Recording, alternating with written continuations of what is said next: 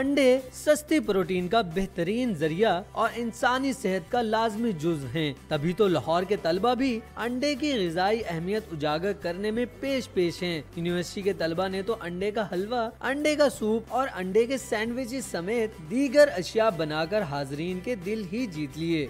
Egg protein दुनिया की second best protein है और इस वजह से एग का इस्तेमाल हर बंदे को दिन में 2 दफ़ा लाजमी करना चाहिए। जितने अंडे खाएंगे उसका हमारा हेल्थ पे बहुत ज़्यादा बेनिफिट होता है। एग जो है वो वुमेन के लिए बहुत इम्पोर्टेंट है, उनकी स्किन के लिए बहुत इम्पोर्टेंट है।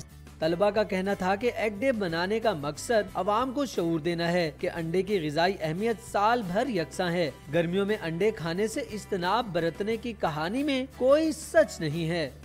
मनाने का मकसद भी यही है कि स्टूडेंट्स के अंदर, आम जनरल पब्लिक के अंदर अंडे की अवेयरनेस पैदा की जाए और इसके बारे में जो मिसकंसेप्ट हैं उनको दूर किया जाए। वर्ल्ड एग डे पर अंडे की ग़िज़ाई अफादियत के हवाले से सेमिनार का इनकाद भी किया गया, जिसमें तिब्बी माहिरीन ने अंडे के हवाले से होने वाली रिसर्च से तलबा को आगाह किया। कैमरामैन अदनान इकबाल के साथ उमैर राना, डॉन न्यूज़, लाहौर।